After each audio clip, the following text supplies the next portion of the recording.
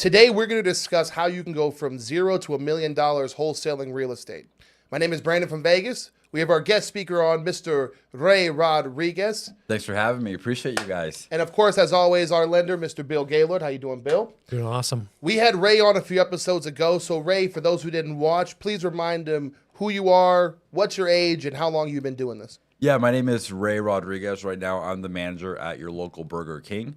And no, even though that would be really amazing because I love Burger King. But my name is Ray. I'm 25. I wholesale and flip houses here in Las Vegas. Also own a couple of rental properties. And today I have the pleasure of hanging out with these awesome gentlemen who somehow brought me back on their show to talk more about what we do in real estate. Ray, how old are you? I'm 25. And how much would you say you've made so far wholesaling real estate? A little over 2 million. There you guys go. What we always tell you guys here on the channel is I don't care what your age is. It's never too early or never too late to start with this business. Ray, is wholesaling something you went to school for? No, it's not. Is it something that it took you, 4 years to learn the skills of wholesaling? Nope. Did it cost you a bunch of money to learn these skills? Ooh, technically, I guess it depends, right? So you can learn all the basics. Like with what we're going to talk about today or what we talked about last episode, I mean, that's enough to probably make you at least 200 grand a year, right? And so that doesn't cost you anything. Now, for me, yes, I do recommend like paying for coaching once you get to like a certain level and you want to do more wholesaling, more flips. But if you're not making 200 grand a year right now, you don't have to worry about spending any money on, so if you're a beginner, you don't have to worry about spending a dime to, start making a decent income. Okay, I like that. What we're going to run through today are the 10 most commonly asked questions about wholesaling. It's something that a lot of people are interested in, but as with most things, they're afraid to start. I sound like Mike Tyson, most things. As with most things, they're afraid to start, right? Is our camera on? Yes, it is. Oh, yeah, Okay, we're rocking cool. and It's rolling. just the TV's. Oh, okay. They're afraid to start. So what we're going to show them today is all the things they don't need to be afraid of by answering questions from someone who's doing this live, right? So the very first question, the number one question asked to real estate wholesalers, are you ready for this? Is wholesaling real estate legal? Yeah, it's absolutely legal. Now, some states will require a real estate license for wholesaling. But Las Vegas is not one of Yeah, those. but Can we back up? What is wholesaling? yeah, so wholesaling is simply selling a contract to purchase a property or to purchase anything really. So let's say I own a house and Bill approaches me saying he wants to buy it off of me. We agree on $100,000. So he signs a contract that says that he can buy the house or assign his rights to somebody else, which I'll explain that in a second. And I sign that same contract that says, hey, I will sell you this property for $100,000. Then Bill reaches out to you because you're saying, hey, I'm a fix and flipper, I'm a landlord, I want to buy a property. And Bill says, hey, Brandon, well, why don't you buy this one for $120,000? You take a look at the numbers and you decide that for you, it makes sense. It's a good investment for you at $120,000. So there's a certain close of escrow date that Bill and I already agreed upon. So on that day, let's say it's February 25th, whatever. I think that's my uncle's birthday, by the way. But anyway, you will show up to the closing table with $120,000. I will get the $100,000 that Bill promised to me, Yep. and he gets the $20,000 difference between what he negotiated with me and what he negotiated with you. So that's essentially what wholesaling is. You essentially present yourself as a buyer, but you have your purchase agreement, your contract say that you can either buy that property yourself or you can sell that contract to somebody else as long as that person fulfills the obligations of the contract. Yeah. So that's essentially what it is. So for me as a wholesaler, I don't have to put any real money down. No. Maybe something to hold it as an earnest money deposit. Well, that's type actually thing. funny, Bill. That's actually funny because you're leading into question number gosh, two. I got ahead of this stuff. Okay. That's okay. You're leading into question number two. And to me, this should be question number one. How is it that I can buy a property if I have no money? How do I go from $0 to $1 million if I have no money? Okay. Yeah. So I'll answer that, and then I'll answer Bill's question, and then I'll answer yours, just because I think it flows better that way. But yes, you can, to like hold it in escrow. You can put your earnest money in. And that's kind of what I was doing when I first started out. Maybe I had like 2 or 3 grand from my W-2. But what I do now that I have more than 2 or 3 grand, is I don't even do that unless I personally plan on flipping the house myself. We just put in the contract that the earnest money isn't due until X amount of time, and then I'll just make sure to find a buyer before that time period, and I'll have them put the earnest money in since they're the one who's going to buy it anyway.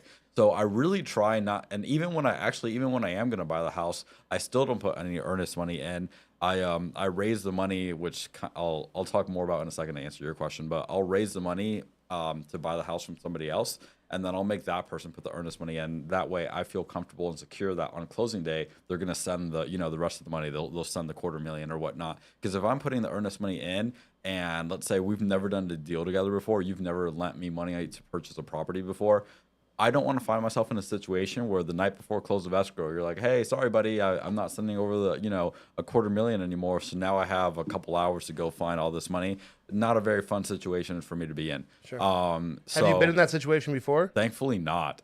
At least not that I can think of. So, I mean, maybe it's happened, but I'm pretty good at raising money. So if it has happened, I was like probably able to pull it off, and that's why I don't remember. But I'm gonna say no, and hopefully I don't have to be in that situation. But anyway, to answer your question, how would I get started in real estate without any money? Well, actually, they're both equally as hard, but you can get into wholesaling, which is what we just described in that example, where if I want to sell my house for 100,000, I have a contract with Bill to sell it for 100,000. He finds you.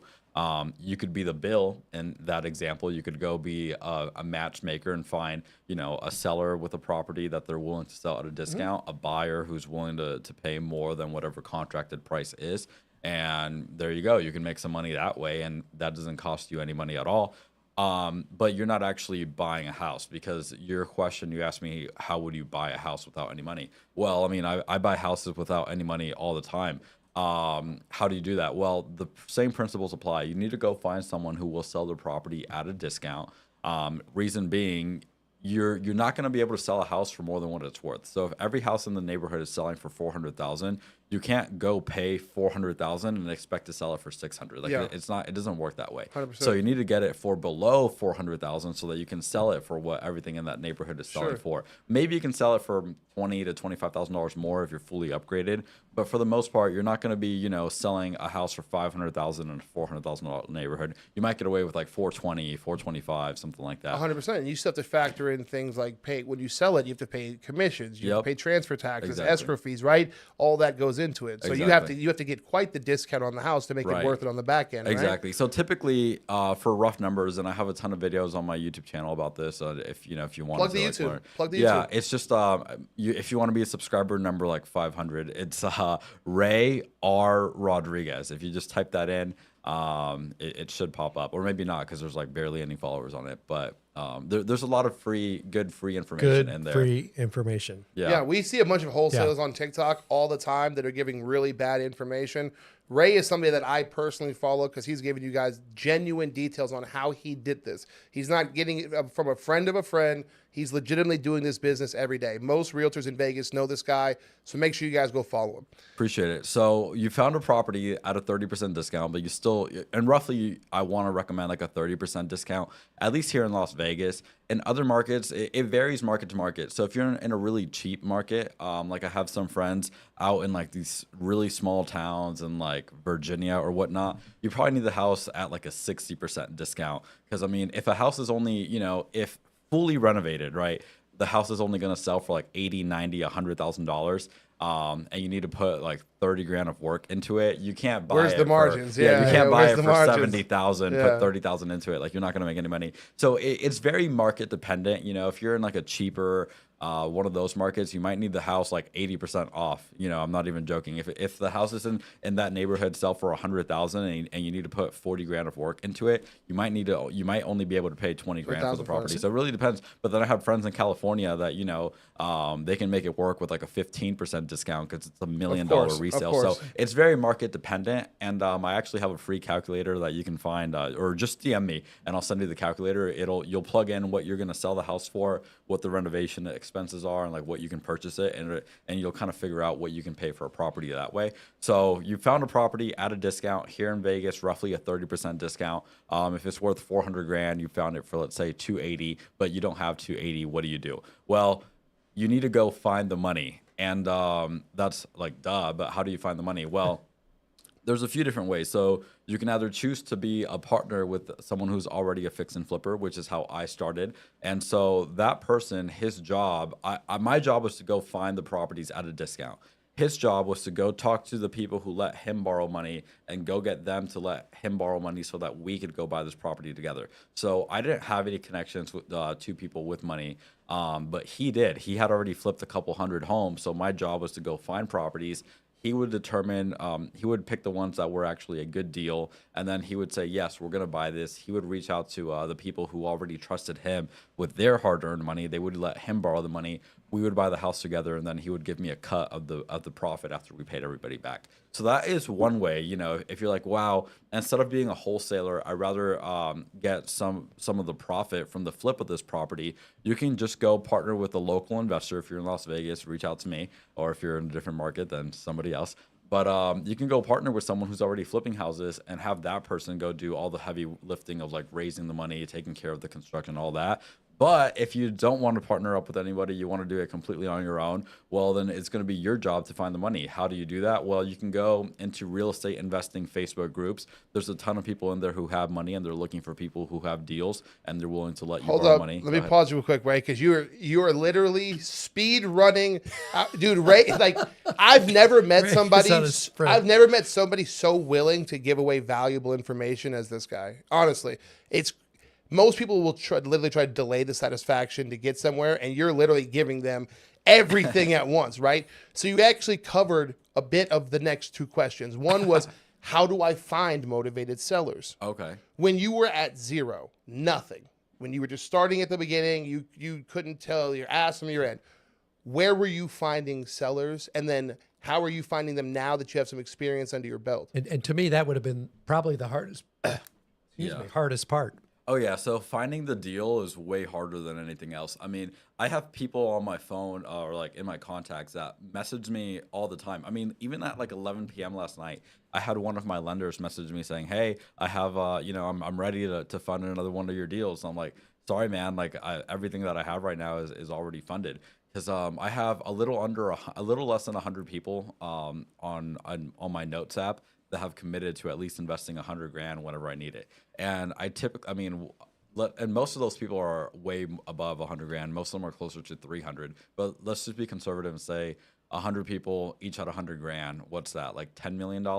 I never have $10 million worth of properties at once. That I would love that. You know, I would love to be in that situation. But that would be like 40 houses a month, and we're just we're nowhere near that. So yeah, that's probably. Do you around 40. combine investors or do you keep it If I separate? need to, because most of the people that are on my list, they like our average person funds us up to like $283,000 or something. So if the property that I'm purchasing plus the renovation amount is going to be less than $283,000, then I probably don't need more than one person. But let's say I've used up everybody on my list who has closer to that amount. And the people I have whose money I still haven't used yet are people with 100,000 apiece. Then in a situation like that, yes, I will go ahead and combine some people. But for the most part, I mean, 99% of the time, I'll just call one person per deal. Like I'll call you for like our Apple Street deal, then I'll call you for our Main Street deal. And I don't want to get you in trouble, but do you rank your cash buyers? Like, are they in Oh, tiers? yeah. Like, here's my number one go-to call. Yeah, like, this for is my sure. ace. This is my For sure. dude. Yeah, so I do that for It's something you have a booty call list, right? Like, here's the girl I call at 12. Okay, well, she didn't answer. Here's the one I call after that. And then here's like my desperation call. funny. So yeah, I have so cash buyers, like when I'm wholesaling properties, yes, there's certainly some people that I would call before others. And then same when I'm the person who is flipping the property, there's certain people who fund my deals who I would call before others as well. For instance, It's not your top girl. That's your number one. yeah. For sure. So it just depends. And even with realtors that I'm reaching out to sell me properties, there's certain realtors I'll reach out to before other realtors. So yeah, I definitely have some of like my VIP people, if you want to call it that. What makes certain cash buyers and certain realtors higher up on the booty call list than the others? What makes them like, this is my go-to person? Yeah. So when I'm wholesaling a property, there's the guy that I call first on pretty much all of my wholesales. And here's what I like about him. And so I'll share this because every single day I get people DMing me saying, "Hey Ray, can I be on your cash buyers list?" And I'll add people to the list, but it's really tough to top this guy. So here's what I really like about him. And if someone wants to be a cash buyer, either on for my deals or anybody's deals, these are just some things that I like as a wholesaler that really gives this guy some preferential treatment. So once he gives me a number, that is the number that he'll stick to. And granted, are there times where he'll go out to the property and it needs more work than what we had anticipated and that number changes? Of course. But something that really annoys me about some other flippers is, let's say, a realtor sends me a property saying, "Hey, Ray, I'm going on this listing appointment," or "Hey, Ray, I have this pocket listing. What would you pay for this property?" And I know it's a property that I really don't want to buy myself. There's just certain things that I don't touch. But there's another investor who will take care of that. So I'll send that property out to him and I say, "Hey, based on these photos or this description of the amount of renovation the property needs, what would you need to pay for it?" And let's say he tells me 300,000, right? I'll go tell the realtor like, "Hey, I need to be at, let's say, 280. That way I get the contract at 280. I'll assign it over for 300." And it's not always 20K. Sometimes, sometimes it's a lot less, sometimes it's a lot more, but just call it a $20,000 average. I will send him I will let him know, "Hey, we got this property under contract now." He will stick to that 300 number, assuming the condition is the same as I had described it in.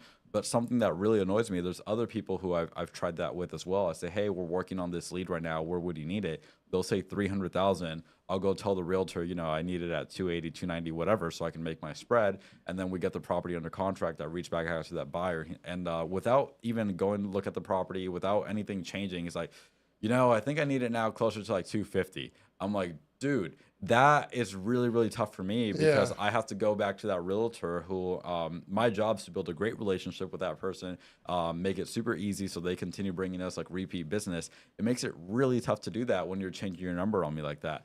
And so there's some people who do that, and they get moved down the booty call list. Yeah, Yeah, and yeah. I don't, yeah, You and- go to you're the B To the tier. bottom. Yeah. and so they're not.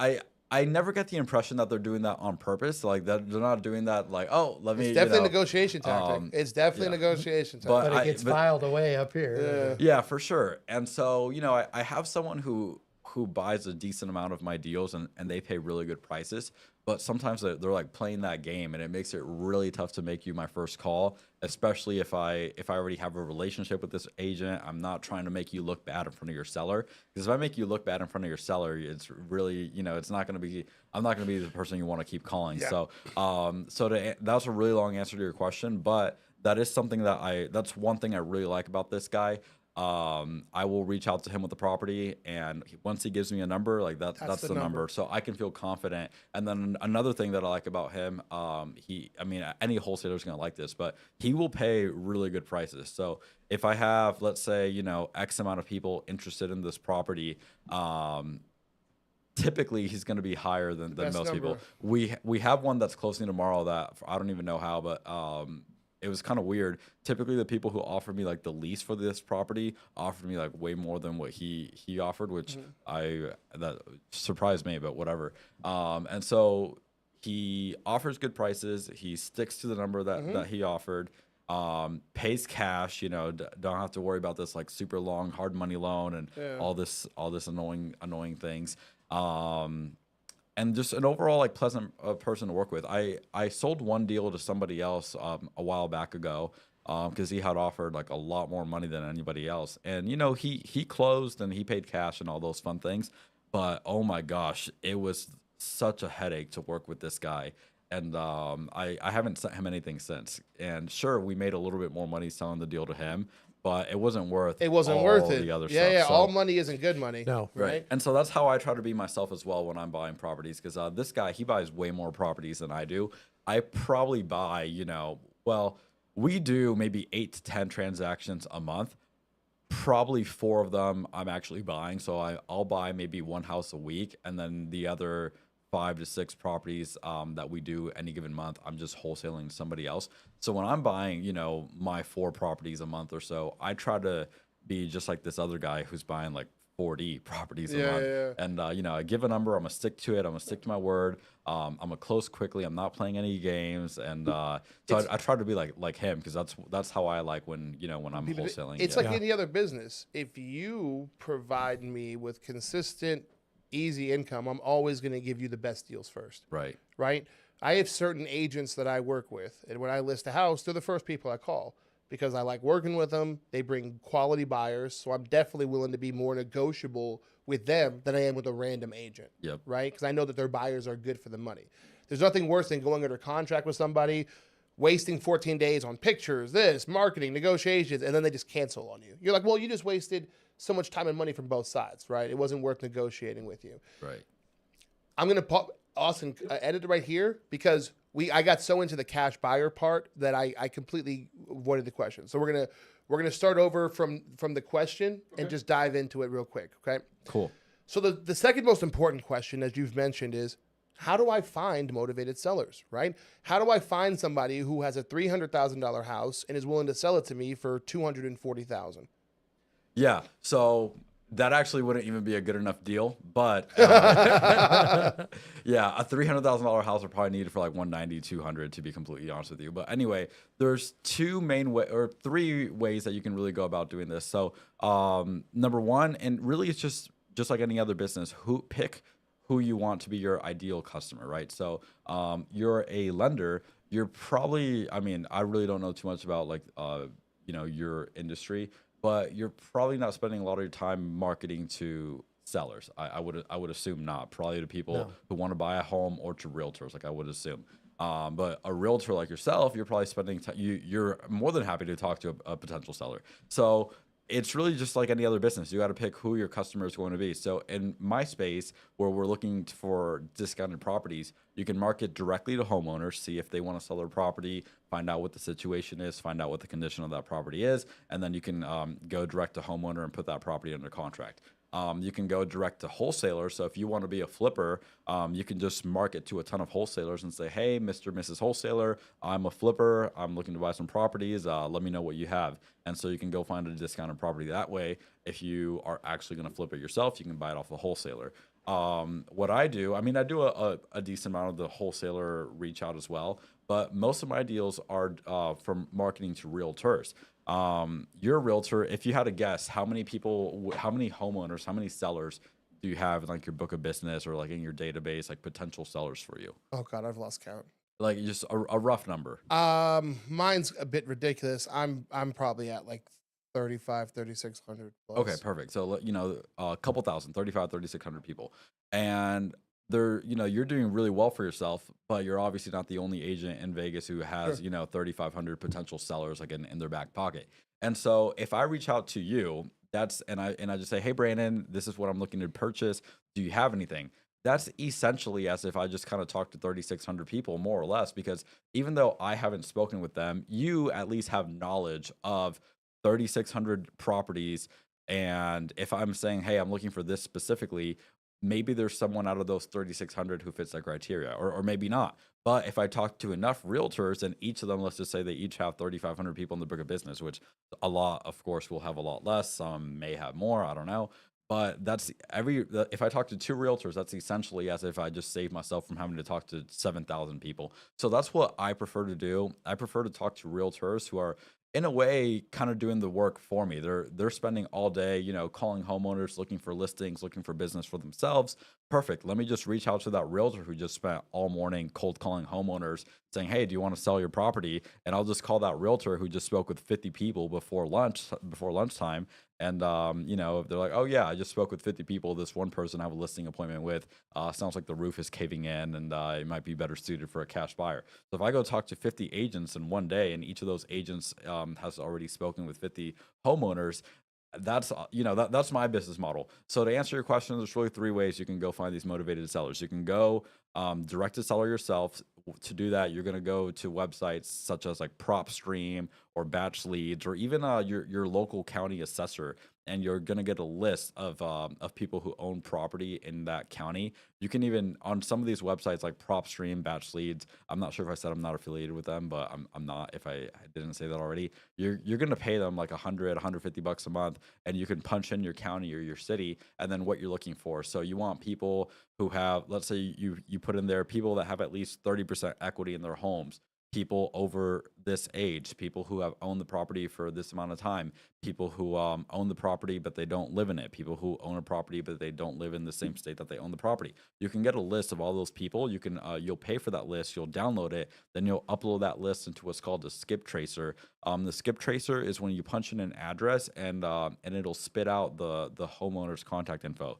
So if I type in 123 Apple Street, it'll say Bill Gaylord owns this property. This is his phone number. This is his email. So you and it's only a couple pennies per property. I mean, it adds up.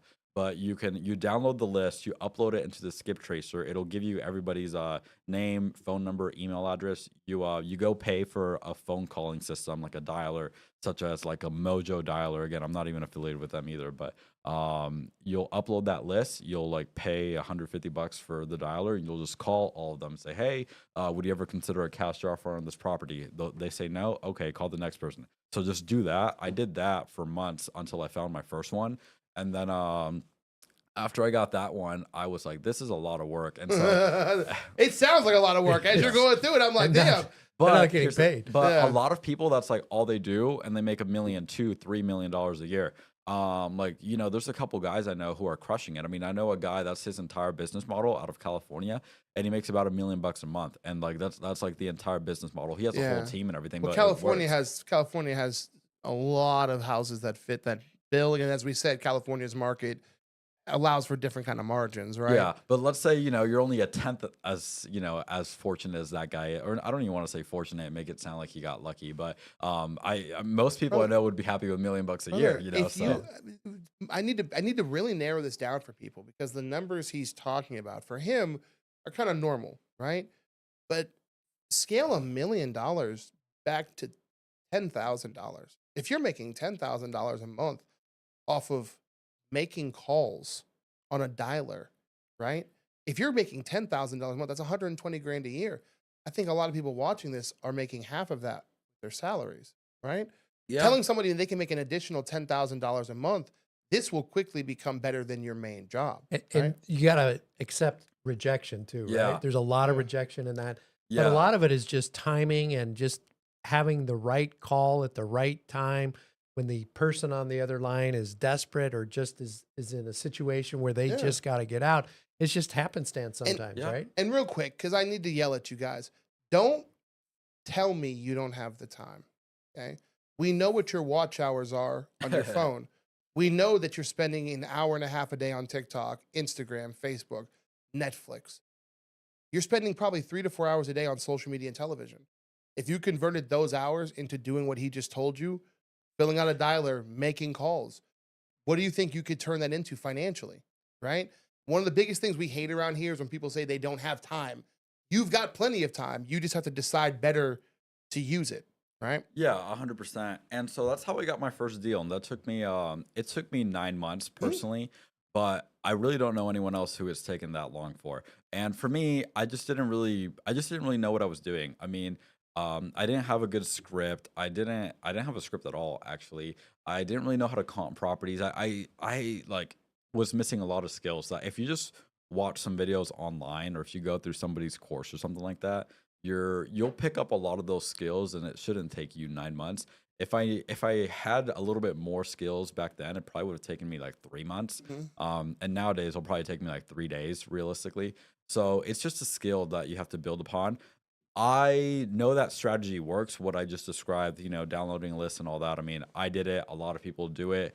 Personally, I don't really do too much of that anymore. Now, what I prefer to do is very similar, but instead of downloading a list of homeowners, I'm just gonna go download a list of realtors for the reason we just talked about. Where if I, instead of me having to call 50 individual homeowners, let me just call 50 realtors who have already each spoken with 50 homeowners that day. It's a lot more scalable, and you can get a deal a lot faster. So that's what we do, and it's a lot cheaper because I don't have to go pay for A list. yeah. Yeah. You might have to pay like $300 to get a list of local realtors, but that's still a lot cheaper than Trust me, paying, you guys, they call me all the time. It ain't hard to find my number anymore, right? Yeah. It's just everywhere.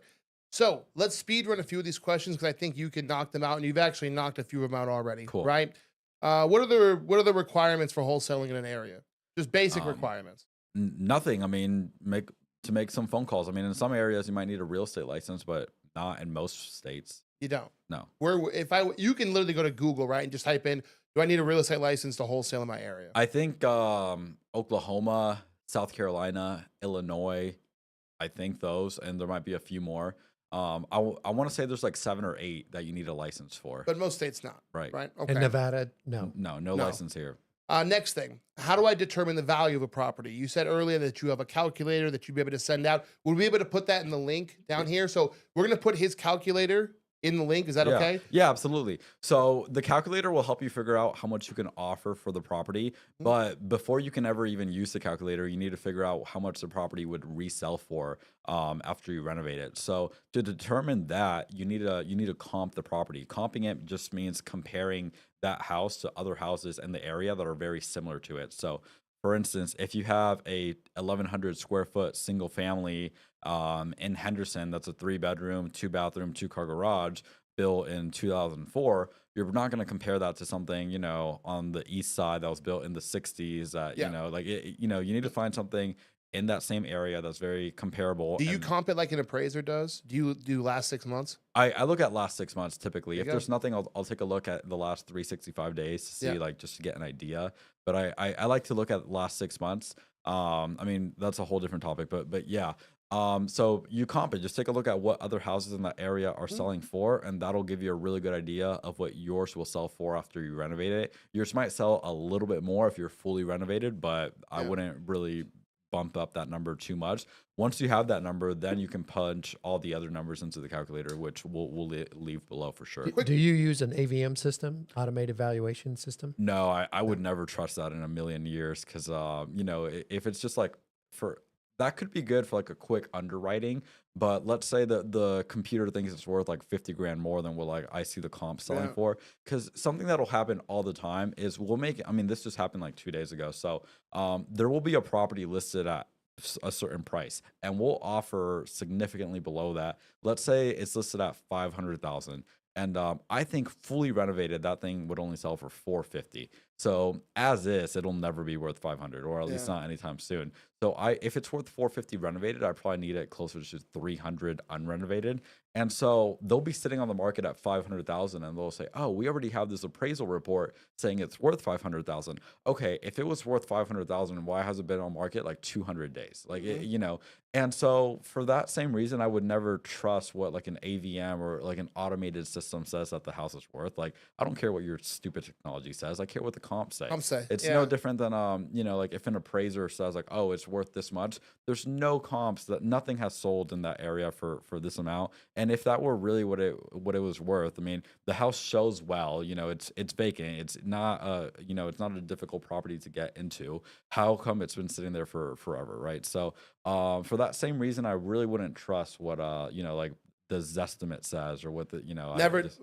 Pro tip number 1: never ever trust Zillow's estimate. That shit has never been correct in the history of the universe, and it's not. It's a marketing company, not a real estate company. Yeah, and I'm we do use like the Zestimate, or like the average, the AVM, all that stuff for like very quick, like back of the napkin. Yeah. But when we're really trying to like narrow, or mainly it's like if I'm driving and like you call me, you're like, "Hey, I have this like property. What do you think?" I'll like punch it in Zillow. I'll see it says like 280 is what it's worth. I'll see it's 1,000 square feet, and you're telling me it just needs a full renovation. I'll be like, "Oh, I probably need around like 180, 175, 185, somewhere in that ballpark." But other than that, I mean, there's like really no reason to use that. You look directly at the comps. Yeah, Common sense. And, Right. And guys, if you have a realtor you partner with or work with, we can run comps on a property in like 10 seconds, right? I can find the last 6 months of anything sold anywhere, right? This isn't something that is overly complicated. What I'm trying to tell you guys is there's a bunch of tools that you guys have that Ray is sharing with you guys that you can use to come up with pretty accurate comps. Like legitimately, it's a 25, 30-second process for me, and I'm sure he has a system that quickens it him for his well. So like this isn't something hard. If it sounds like it's hard, if it sounds like something that's overly complicated, trust me, you sit down and talk with Ray, just DM him, reach out to him. He'll explain to you the process. I'm not the smartest guy in the world, but I learned it pretty quickly, and I'm sure Ray can teach you guys pretty quickly as well. Right? Yeah, I even have some videos about it, like 30-minute long videos. If you don't want to chat with me, you can just Drop watch. the YouTube plug. Tell him. Tell him. Yeah. Oh, it's just the Ray R. Rodriguez. Type in how to comp a property, how to determine ARV, something like that. It'll pop up. It'll pop right up. We're trying Or to give it DM to me, you I'll send guys. you the link. Next question is, how do you negotiate with sellers, right? Okay. Sellers always think, remember, they raised their family in this property, they raised their kids in this property, they fell in love in this property, blah, blah, blah, blah, blah. They've been having sex in this property for the last 20 years. They think it's the best thing ever, Yeah. right? How do you negotiate through their emotions and their feelings? Yeah, so nowadays we don't even really talk to sellers. We're just talking to realtors. But we did that for a while. So the first deal we got from that, but then for like 2 years we didn't do any direct to seller, and then for like 7 or 8 months I was spending a lot of money direct to seller marketing. I mean, at the peak of it, we were spending like 40 to 50 grand a month direct to seller marketing. So I'm pretty familiar. You know, we talked to a lot of homeowners. With how that works. So we have like a 7-step process. We introduce ourselves, like we set the expectations. We ask if we ask certain questions to see if there's any like roadblocks that are going to end up coming up. But we just ask them like, what is it that they want for the property? So if they fill out a form on our website, they put the address in, we'll see it's like a $400,000 neighborhood.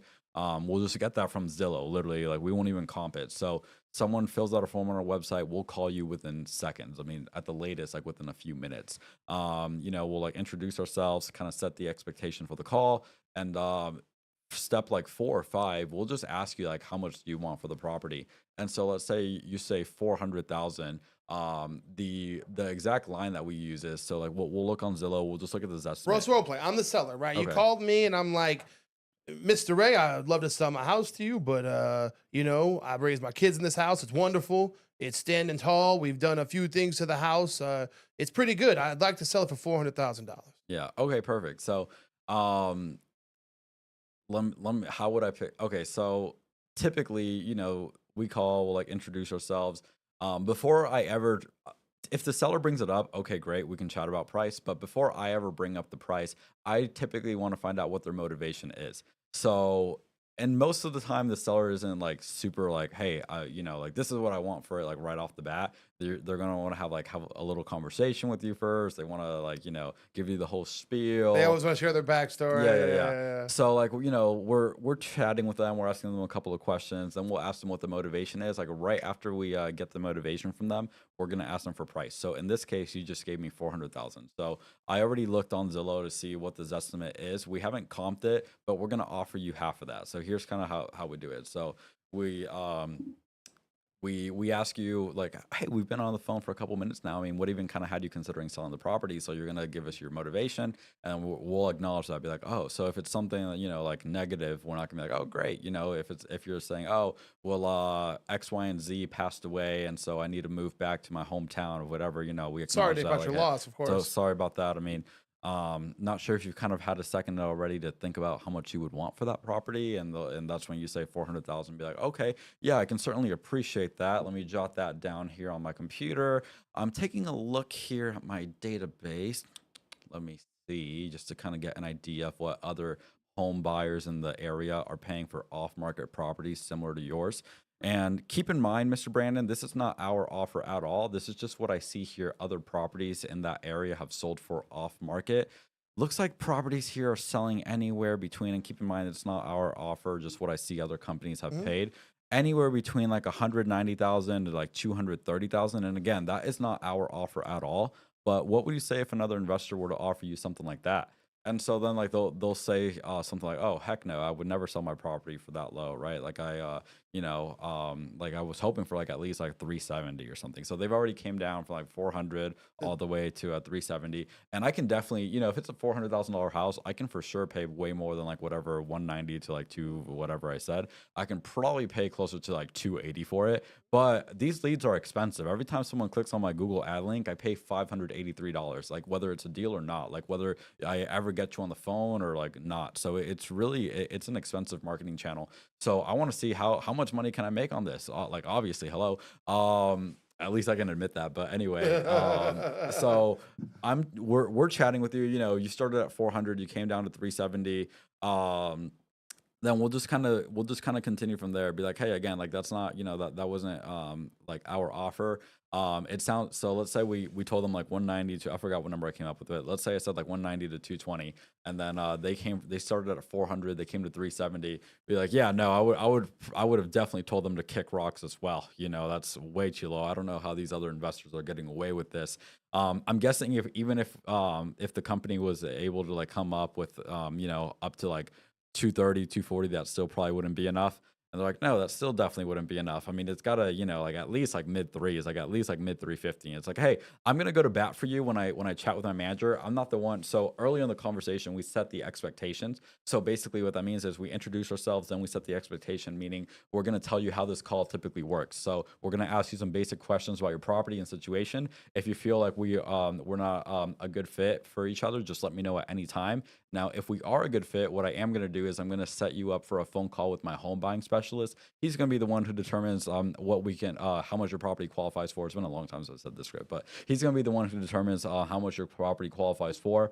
So you're already setting the expectation from that first phone call that they're not getting an offer from you right then and there. So that's why we call it the setter. Like the setter, the lead manager is having a conversation with the seller saying, hey, I'm going to go to bat for you. I'm going to tell him like, you're a really cool guy. I had a great conversation with you. I can't guarantee you anything. I'm just letting you know what I see other companies are paying for in the area, blah, blah, blah.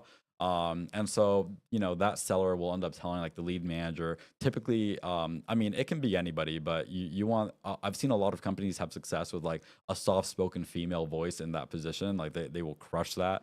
Especially some of the older dudes, like they will like start flirting with that girl over the phone. Like you listen to call recordings, like, they'll like eat up like young girl voice or whatnot. Yeah. But a lot of guys have success with it. I mean, on my team, it's just a bunch of knucklehead guys anyway. They do well. But yeah, so we're kind of like, we call it inching up. We're inching up on price a little bit, and like we're getting them to come down. But the biggest way that we just end up closing them on that second phone call, on that closer call, isn't even really talking so much about price. It's just by having a really good understanding of what their motivation is. So we had this one lady, she reached out, and she's like, hey, I'm in my 60s, but it's not even my house. It's my mother's house who's in her 90s.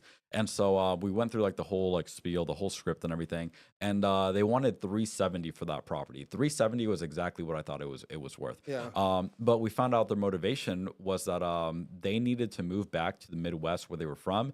Because if I remember correctly, it's been a couple of years, but the mother had some health concerns, and so the doctor was saying, "Hey, if you don't move out of Vegas before summertime, the sun or like the heat, you're probably gonna have like another whatever it was called. I might be mixing up like two different homeowner situations now, but anyway, they needed to sell the property because her health was obviously more important than getting top dollar. Sure. And so she's owned this property forever, had a ton of equity, and so our offer, it was like $120,000 below what the 370. So it was like 250 or something like that. So we offered 250, but we understood the situation super well. Part of the situation was it's just two elderly ladies. They don't want to have to pack everything up and like ship everything, or it's just it's a lot. Yeah. So what we did was we paid 250 for the house or something like that. Plus, I paid an extra 10 grand for people to come over. Just had like three younger guys in their 20s and like early 30s. They packed everything up. Like they packed up that entire house.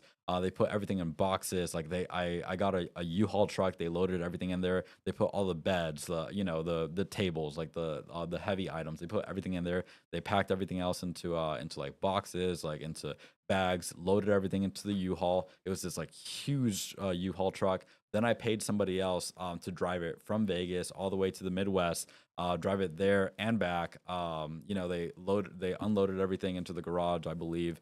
Should have unloaded it into the house, but whatever. And then I paid them to drive the truck back so we can drop it back off, because they wouldn't let us like do like a virtual drop off or like drop it off at a different location. And so, what's the story behind all, or like what's the point behind this story? If you really understand the situation, or like what their motivation is, why they want to sell, Yeah.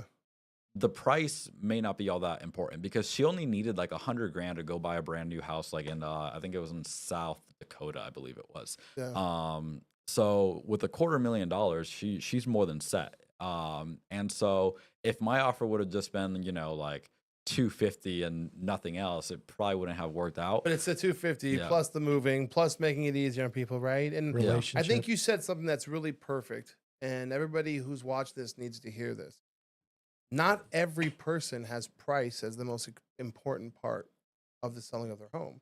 Yeah. It's no different than, again, it's no different than any other business, right? Some people just want to get something done, Yeah. no matter what business it is, right? If you're a farmer, maybe you just really want to sell these apples and you want to sell them to somebody that you like, or you want to sell them to the closest place, right? Maybe you can get a better price if you do this. Maybe you don't want to do all the work that it goes into doing the price over there, right? Maybe you just want to do the easiest possible solution. And I think that's a big gap that you guys fill. And if you're someone who's starting from nothing, you need to understand this. You are filling a gap. You are filling a gap. Do most people just say, F it, I'll throw my house on the MLS so I can get top dollar? Sure. But there is still a large group of people where price isn't the most important thing. It's convenience, it's ease, it's something out of necessity, a health issue, whatever. That's more important to them than price. And that's Yeah. the gap that you're filling here. Right. And I think I read a stat somewhere, 96% of people end up selling their house for top dollar, and they should. If you're able to, if you have the time and the ability to go on the market and you don't need to sell in the next like 14 days, by all means, you should, you paid for that house, you earned it, you should get every single penny that it's worth. But we do have, a small percentage of the market where typically the people who sell us their houses, it's either a house in really bad shape that it can't sell in the market, like nobody would pay for this, Yep. or it's not in good enough shape to where a traditional loan would even qualify. I mean, that's Bill's neck of the woods there. So it's typically houses in like really bad condition that they're not financeable to begin with. So you need someone who will pay cash, and a cash buyer needs a discount to renovate it and resell it for what everything else in that neighborhood that is renovated is selling for. Or, we get them all the time where, we like our record is, I had somebody call me on a Thursday at like 5 p.m. and he's like, hey, do you think you can close escrow on this house by tomorrow morning before it gets foreclosed on? I'm like, dude, like title probably isn't even like escrow hasn't even been opened yet. He's like, no, it has. We had another buyer, but X, Y, and Z happen, and they're not going to be buying it anymore. So if nobody buys it tomorrow, it's getting foreclosed on. The lender's not like pushing back this foreclosure at all. And so we came in and like we got that house. It was a gamble. Like I super gambled on that house, but It was a good gamble. yeah, it's we still own it. It's in rehab right now. Like we recently bought this one. I was like, well, I think worst case this house sells for like 350. Two comps have hit the market, and they're both in the low 400s. So I'm like, oh, Damn. thank God. Granted, those comps haven't sold yet, but we're way better looking than those. One of them went under contract. So I think we're like treading in the right direction at least. Sure. But yeah, it's typically people like, for example, and we buy foreclosures. How all did the that time. come to? A realtor called a guy on my team, because I have people on my team who like, your job's also to go connect with realtors. So I'm leveraging the homeowner or the realtor. I don't even know actually, but instead of me calling 50 homeowners a day, as we described, I'm calling 50 realtors a day that are each calling 50 homeowners. Yeah. But then to take it a step further, I'm then hiring people to go call more realtors for me, because there's 20,000 of y'all here in Vegas. Like I can't possibly, so a guy on my team, shout out to Jerry, was like networking with realtors as he's supposed to. Shout out She to reached Jerry, man. out, We yeah. all know Jerry. What up, Jerry? Yeah, shout out to Jerry. He got a realtor who sent that property to him, and that's kind of how that ended up happening. So And then you've done such a good job with the realtors. They keep thinking of you top of mind, Yeah. just like you think of your finance guy top of mind. right, so exactly. So think about here's a really good example. So subject to, that's a whole separate conversation and a way different way of buying houses, but long story short, subject to is a different way to buy properties without like using cash or any of that. Anyway, there's certain situations typically where a seller doesn't have any equity at all, where subject to is the only way that makes sense to purchase that property. So there was this property on the market, and someone else on my team kept following up with that agent saying, "Hey, your seller doesn't have any equity. If if you guys aren't able to sell it where they're not losing money coming out of pocket, let us know. We'll take over the monthly payments. We'll pay you your commission. Blah blah blah."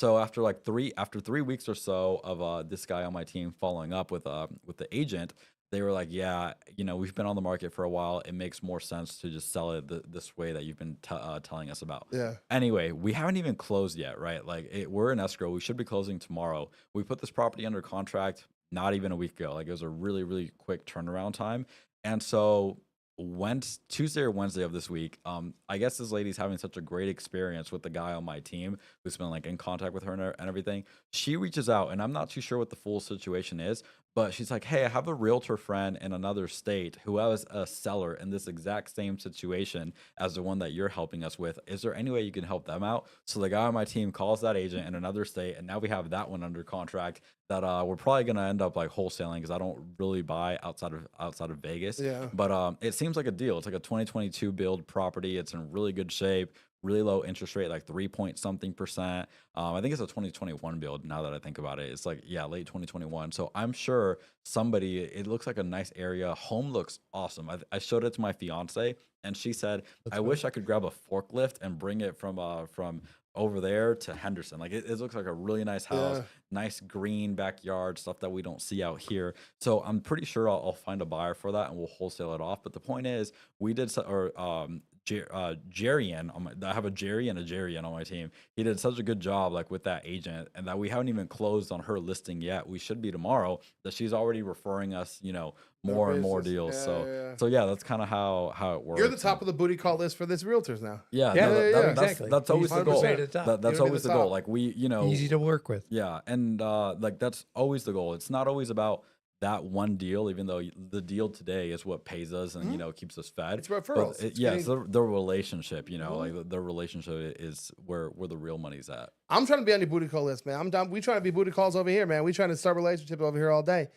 Our final question, and it's perfect. How do I find a mentor in wholesaling? Right. Every time I go on TikTok, there's another kid who makes me feel bad about myself because they're usually like young as shit doing wholesaling, right? And they all sound like they know what they're talking about. They all have their screens up and their prop streams and this and that. When you started from the beginning, I know you had a mentor in Ryan Pineda, Yep. right? How would you go about finding a mentor if you didn't have like a Ryan Pineda in your area?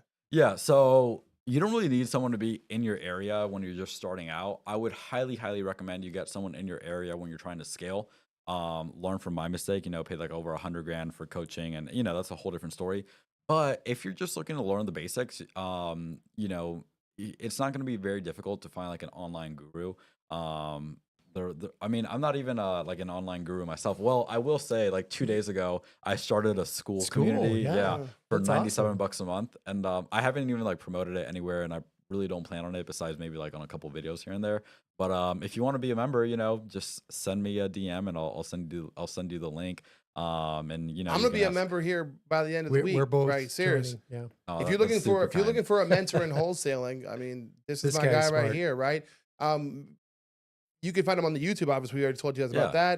that. If they want to DM you, what's the Instagram they should reach you at? Yeah, at Ray R Rodriguez _. Just send me a DM, and I've been really good about getting back to all my DMs like ever since I started. So I pretty much respond to everybody. So as long as you're not saying anything like crazy in there, I'll get a response. respond. Yeah, I'll respond to you.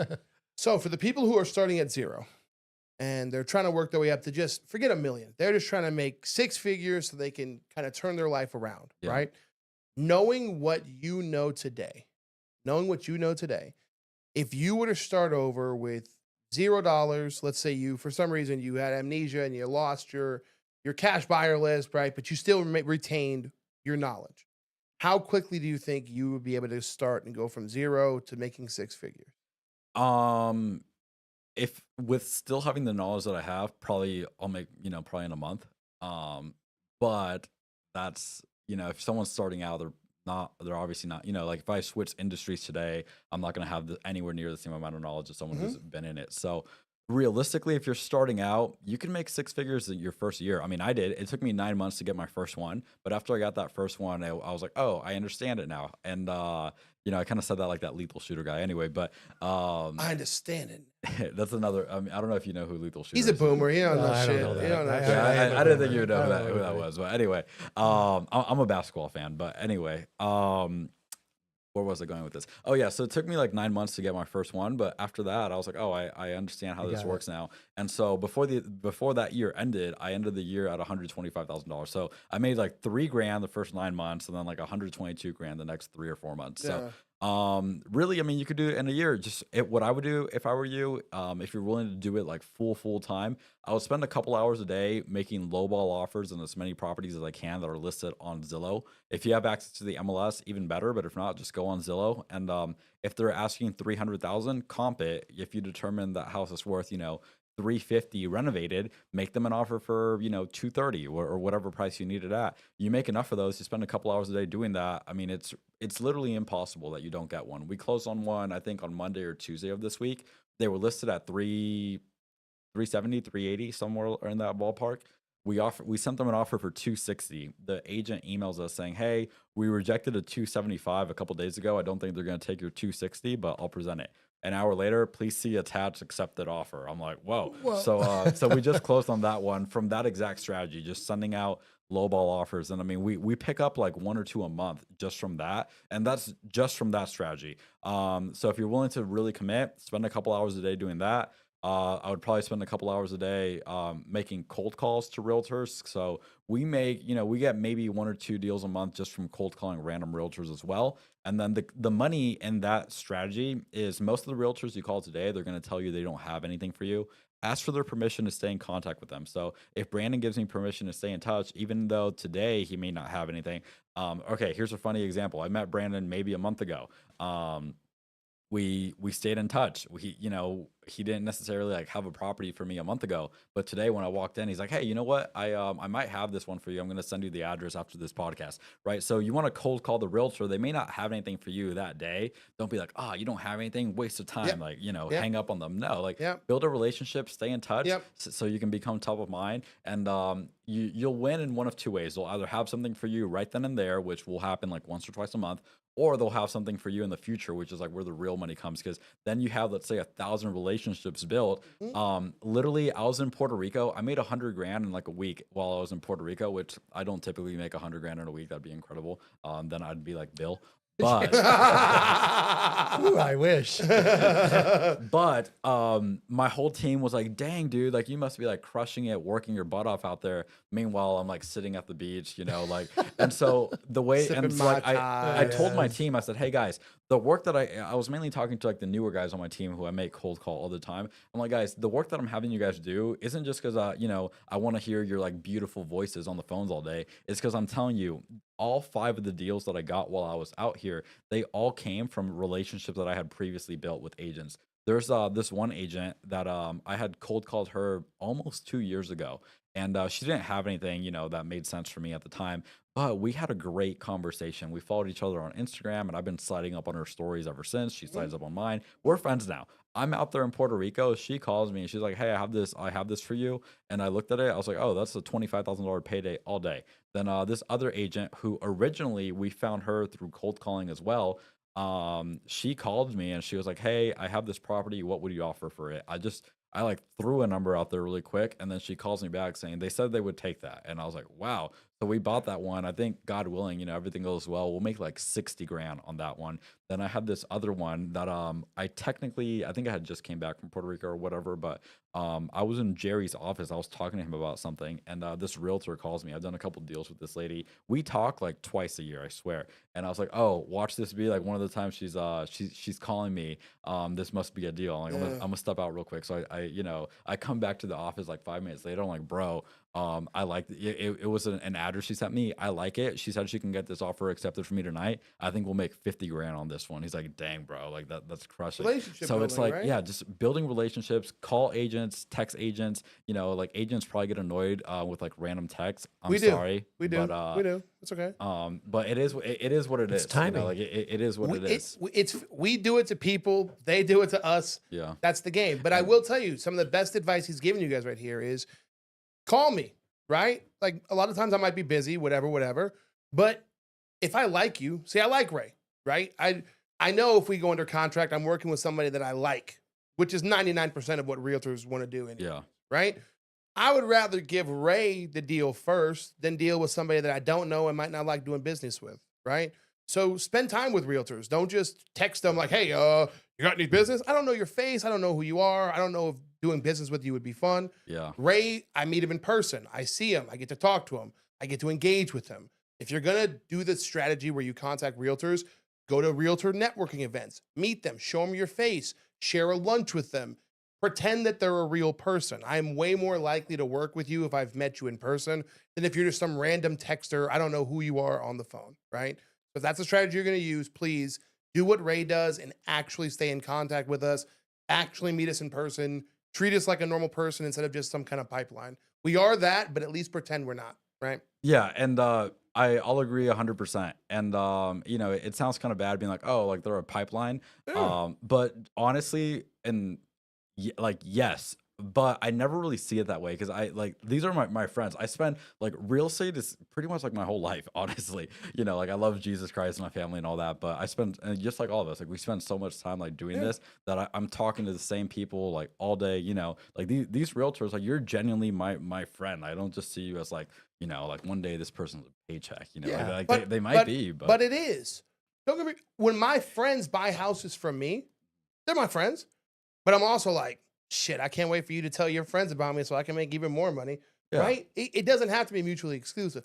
I'm a hoe, but Ray treats me like a lady, and I like that. Right? I like that. I know that what he wants is to make money off of our business, and that's okay. But he doesn't make me feel that way, and that's why Ray's my guy. What were you gonna say, Bill? No, that's it. I think it's relationships. It's doing the right things. It's easy to work with, and you make it happen. Yeah. Ray, one more time, tell them where the best they can find you guys. I'm not joking. I've spoken to a lot of wholesalers. Ray is the guy. The information he's giving you guys as rapid fire as he can, because he really wants y'all to learn, is good information. He's someone who started from here and worked his way to the top through sheer effort and hard work. And I hate people with excuses, and Ray is not somebody who makes excuses. So if you need someone to mentor you, if you need someone to learn from, Ray, where do they find you? Yeah, you can always send me a DM on Instagram at Ray R Rodriguez _. I mean, there's a bunch of different ways we can work together. If you want to learn from me, like we chat about, I have a $97 a month school now. I'll answer any of your questions in there, either myself or someone on my team, but probably going to be me anyway. Or if you have at least 100 grand, you want to invest with me, I'll take your money. We can chat, talk about how your money's protected. If you're a realtor, you want, let's hang out, let's do some deals together. I pay buyer's agent commissions. So if you're already getting 3% from the seller, and ideally they pay you the full 6%, but if I need to pay you 3% for representing me, let's get it done. Or even if you want to be on my buyer's list, right? Like just send me a message. So, or if you want to buy a home, I'm not a realtor, but I'll put you in contact with these guys. So whatever you need, I'll Join take care of you. Ray's booty call lists. We will have his information in the description below. And school is SKOOL. Yeah, we'll have that link below as well in case you guys want to join into his wholesaling school. Ray, thank you for coming by. No, thank you guys. Bill, I know you and I didn't get to chat this much, but we do have a No. prediction video coming up after this. So if you guys need a lender in these transactions, Bill, where do they contact you? BillGaylord.com. And as always, I'm Brandon from Vegas. Make sure you guys stay tuned to the video for all of the best in real estate education and Las Vegas updates. And as always, I'm going to be my neighbor. Peace, peace.